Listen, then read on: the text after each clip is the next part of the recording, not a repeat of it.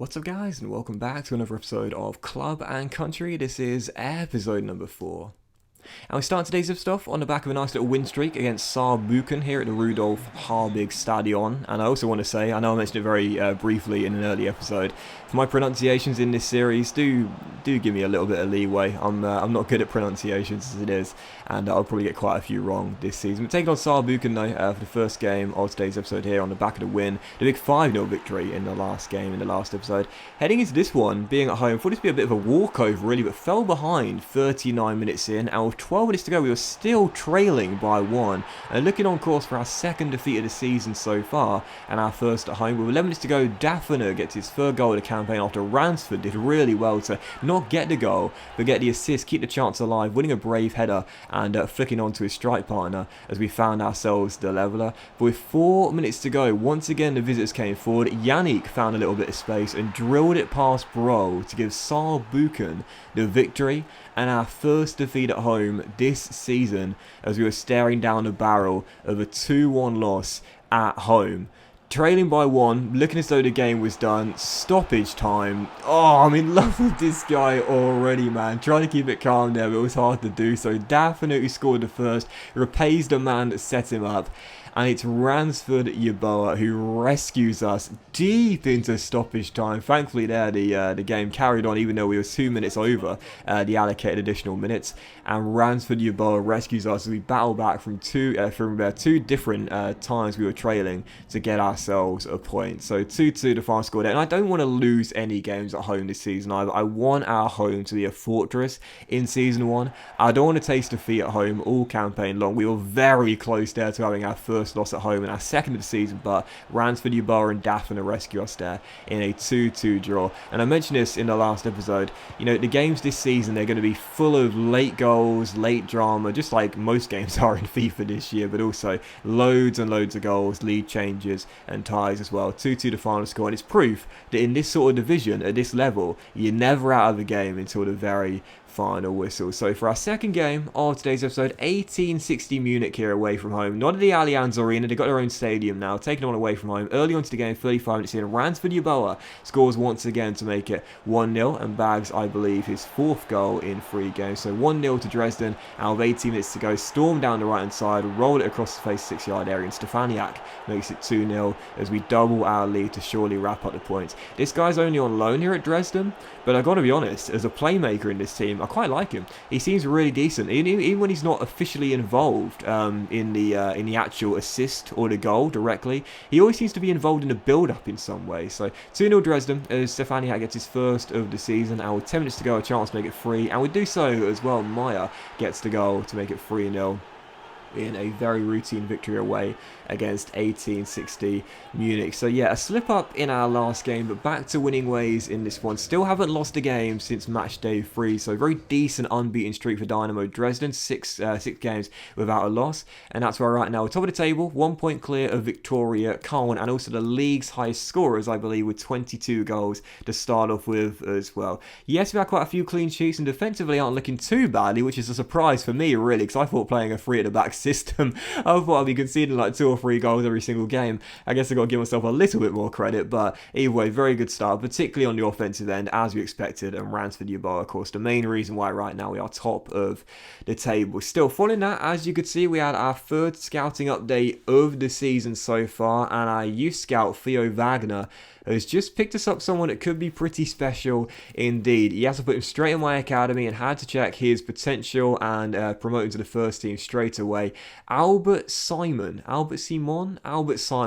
17-year-old central midfielder, left-footed, but definitely no doubt about it, a cam, no doubt about it. 80 ball control, 75 dribbling, 76 curve, and a 5-star skill move rating as well. Frustrating, he's got a high defensive work rate and only a medium attacking work rate, because there's no doubt about it, this guy should be playing further forward in this team. And as you can see, he's got the exciting prospect tag as well. He already took the number 8 coming out of the academy, which I thought was really, really cool.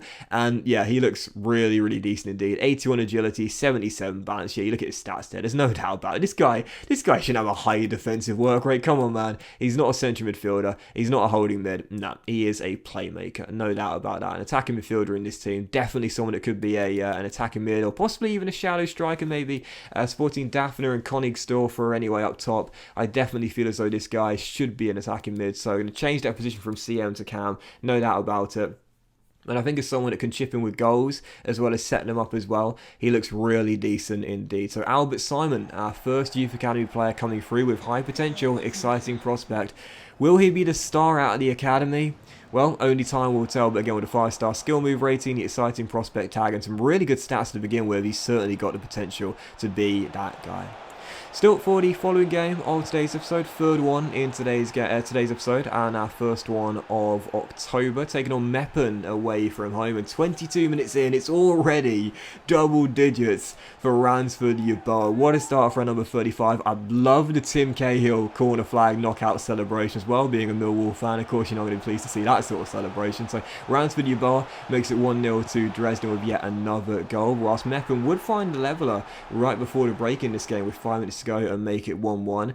In the second half, as soon as the second half kicked off, I was like, okay, come on. We just slipped up very recently. I know we beat 1860 Munich 3-0, but we've got to make sure we get wins consistently with this team if we want to go up with the title. So right after the restart, a point away from home doesn't sound too bad in your first season, but to be honest, no, we've got to go for wins in every single game we play this season and not settle for draws. Literally right from kickoff. Didn't surrender possession once. Dyer Wuse gets his third goal of the season, makes it 2-1 and restores our lead. With 18 minutes to go, look at the pace this guy's got. Sorry, this guy's got ridiculous pace. Absolutely ludicrous. He gets his second goal of the game and his fourth of the season already. He just literally left his man in the dust there. Played a quick little 1-2. He's like, see you later, bro. I'm off. He just literally storms down left-hand side. And he's got the finishing touch as well. I said at the very start of the season, the two players to watch out for this season, the two guys that's got our 3 goals in this game. Ransford Yeboah, and of course Dyer Wuse scored his third of the campaign in that one as well, or third and fourth of the campaign in that one as well. Yeah, fantastic starts to the season for both of them there, and the pace that Dyer Wuse has got is incredible. But following up, as you could see, I did change the position of Albert Simon, or Simon even, I'll call him Albert. He's changed to 68 overall already, so really quick growth there just by changing position. I love it when you see that, you just press triangle and you see a player's overall rating jump up by a few.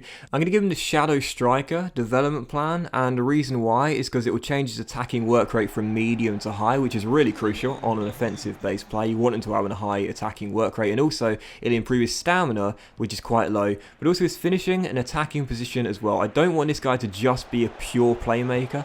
I want him to get some goals in this team himself as well. So we'll see how he kicks on there with that development plan. For the third game of today's episode, now this is a really interesting team to face. They're called Turk Guku, I believe is how you pronounce this team, and they are a Berlin-based side, but they have a very Turkish-based community, I believe, supporting them. So this is a really interesting side to face here, and I've got to be honest, for a future club and country, I think it'll be kind of fun to use these guys and just sign and use Turkish players, even though they are officially a German team. But taking them on at home, no regards. Looking for our third straight win. Unfortunately, we did slip up once again. So 2 wins in our last 4 games there and a 1-1 draw. Ransford Yeboah did rescue us and at least give us a point, but even so, a bit of frustrating slip up there in what I thought was going to be a banker.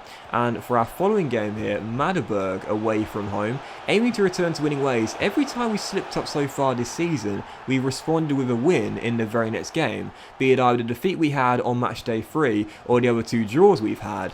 But heading into this game, I don't exactly know why, but there are certain matches where your players just seem totally stuck in the mud. The positioning is absolutely atrocious, and just in general, you can't even play a 5-yard pass, and every time the AI come forward, they look like scoring. This was just one of those games. Lucky bounces constantly going back to the opponents, and I'll be totally honest here, I had an absolute shocker as well. I was just awful. I was 3-0 down 45 minutes in. And maybe it was just a complacency thing, because again, we've been off to a red hot start this season. Yes, we slipped up in the very last game, but every time we have had a draw or a defeat in the case of match day 3, we've responded with a win in the very next game. Maybe I was thinking it would be a bit of a walkover to get ourselves back to winning ways, but instead, I just did not turn up. 3-0 down in the first half, the damage is already done, and in the second half, I did get a consolation goal for you-know-who, Ransford Yeboah with yet another one. Unfortunately, that's all it proved to be. 3-1 the final score, back-to-back games without a win.